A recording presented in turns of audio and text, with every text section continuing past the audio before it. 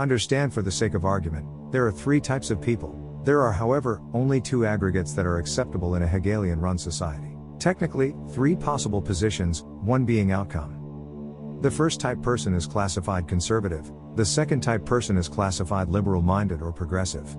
The third type person, classified a conspiracy theorist in a tinfoil hat. All people agree that there's something wrong. The first type person believes that it's change in the unknown hedonistic direction which is wrong. The second type of person believes that it's the lack of progress and a narrow perspective about difference and acceptance. And the third type of person believes there is a hidden root to any and every problem. I'm going to talk about the third type person. The third type of person investigates the things that are obviously left out of the dialectic. Let's take education. We know by looking at history that there was a great educational reform at the end of the 19th century.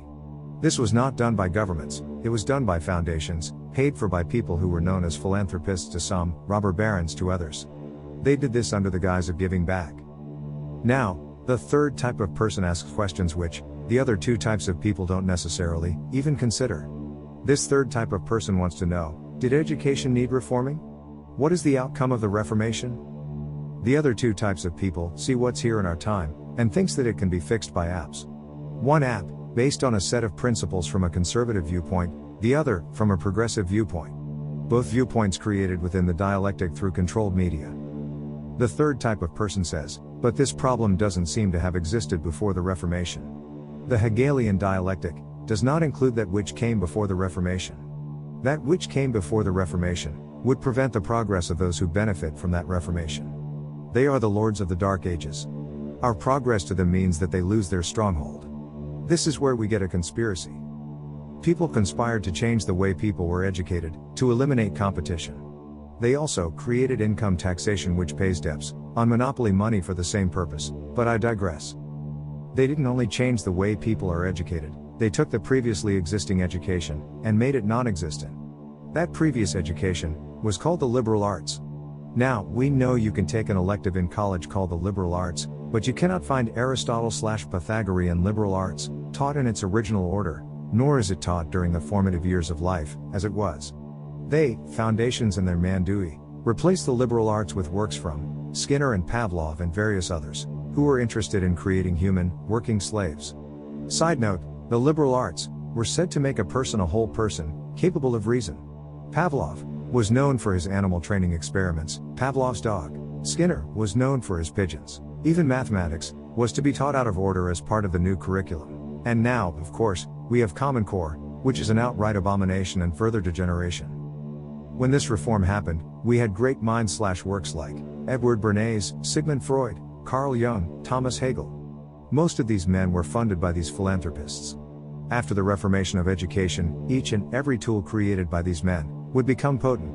Propaganda by Edward Bernays would be virtually unrecognizable by those deprived of the liberal arts education, which was taught from the 14th century worldwide to the 19th century. Though we became a technological marvel in the 20th century, the average human has become a creature of the Dark Ages. We are separated into aggregates of the Hegelian dialectic. Right, left, and center. The center is the actual desired outcome of the dialectic. The outcome, I consider, would not exist but for the imposed dialectic. We have two opposing extremes, designed by men who are dead, to create a middle ground that would never have existed. That middle ground will always benefit the families of those who designed it. Families, not like ours, but more like royalty. The agenda being, a world dominated by a technocratic elite. Elite, because of Darwinian principles, survival of the fittest. So, we could argue all day the tenets this left/right paradigm. The middle ground will only end up being division. That's the center of this Hegelian dialectic. Obamacare, for example, isn't a solution to a health crisis. We could agree that proper education is. You may say that people should educate themselves on what to eat. I agree, but they can't. They are incapable of discerning the propaganda minefield created for them dialectically. The top minds of our political system will never ever address true issues, they will only address Hegelian issues, which are created issues, to which the solutions are prepared but never given, without new issues attached. Which is the same operational protocol of big pharmaceutical. They only treat the symptoms. And each symptom is its own disease state to which they have a treatment. So, we are in the system, which is sick care. Which makes a lot of sense considering Rockefeller backed allopathic medicine and philanthropically gave millions to universities, especially med schools, to promote the curriculum, which we now call the education by big pharmaceutical. All I can do is hope that more people stop focusing on the symptoms Hegelian dialectic, division, and become the third type, because we outnumber the elite, who are but 0.1% of us.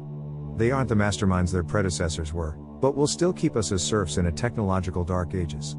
When we could in fact be having this discussion on our hoverboards. I'm not even going to get into these people's geopolitical misadventures.